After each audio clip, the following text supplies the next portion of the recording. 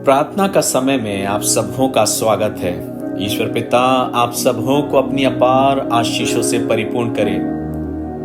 मैं ईश्वर का धन्यवाद देता हूं कि पुनः एक बार फिर से आपके बीच परमेश्वर के वचन को बोलने का अवसर प्रदान किया। मेरे प्रियो, अभी कुछ ही समय गुजरा है, हमने प्रभु यीशु मसीह के पुनरुत्थान की आराधना को बड़े आनंद के साथ मनाया है। हम स्मरण करते हैं कि यीशु मसीह जिसे मार दिया गया था, जिसको क्रूस पर टांगा गया, जो मर गया, कब्र में पहुंचाया गया, लेकिन वचन कहता है वो तीसरे दिन जी उठा। जब हम इस ओर देखते हैं तो हमें ये बात स्मरण आती है कि यीशु मसीह जी उठा है तो उसके पीछे उसका मकसद क्या है। यीशु मसीह के जी उठने का मकसद ये है कि हम और आप ये विश्वास कर सकें कि मेरा और आपका प्रभु जीवित प्रभु है। यीशु मसीह हमेशा हमेशा के लिए जीवित है और वो बहुत जल्द बादलों पर दोबारा वापस आने वाला है। इस आशा और विश्वास के साथ हम अपने जीवन को व्यतीत करते हैं। लेकिन जब तक हम इस संसार में हैं तो हम इस बात को देखते हैं कि मुझे और आपको अपनी संगति को मसीह यीशु के साथ मजबूती के साथ बना के रखना है। वो इसलिए जी उठा ताकि मैं और आप उसकी संगति का हिस्सा हो सकें, हम और आप उससे मिल सकें, उससे बातें कर सकें। वो इसलिए जी उठा ताकि वो एक नया जन्म, एक नया जीवन आपको और हमको दे सके। वो इसलिए जीवित उठा ताकि जिनको चंगाई की आवश्यकता है वो उस चंगाई को पा सकें अपने विश्वास के अनुसार। वो इसलिए जीवित उठा ताकि मेरी और आपकी प्रार्थनाओं का जवाब दे सके। वो मेरे और आपके दुख को आनंद में बदल दे। वो इसलिए नहीं जी उठा कि सिर्फ हम और आप अपने जीवन में उसकी संगति में बने रहें और अपने आप को एक धार्मिक रीति से प्रकट करें, इसलिए नहीं मेरे प्रियो, लेकिन वो इसलिए जी उठा कि हम वास्तविक संगति में अपने आप को बनाए रखें। यीशु मसीह के साथ संगति करने का तात्पर्य ये नहीं है कि हम धर्म या धार्मिकता के लिए अपनी संगति को मसीह यीशु के साथ कर रहे हैं।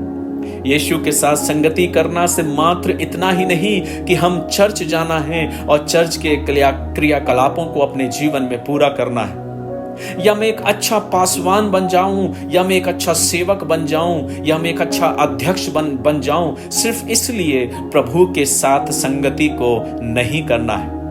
लेकिन वास्तविकता यह है कि मुझे बड़े प्रेम के साथ उसके साथ जुड़े रहना है, उसके साथ साथ चलना है, उससे बातें करना है।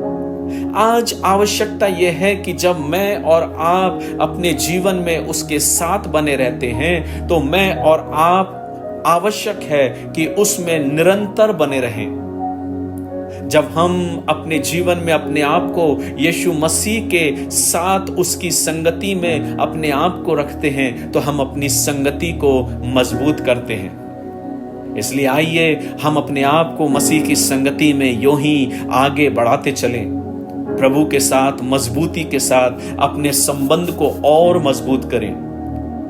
प्रभु से कहें, प्रभु मैं आपके संग संग निरंतर चलना चाहता हूं।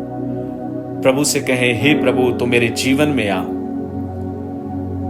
पुनरुत्थान के इस अवसर पर इस बीते दिनों में जो आराधनाओं को हमने किया वो मात्र आराधनाएं बन के ना रह जाएं, लेकिन हमारा जीवन निरंतर प्रभु में बना रहे, ऐसी हमारी और आपकी इच्छा हो।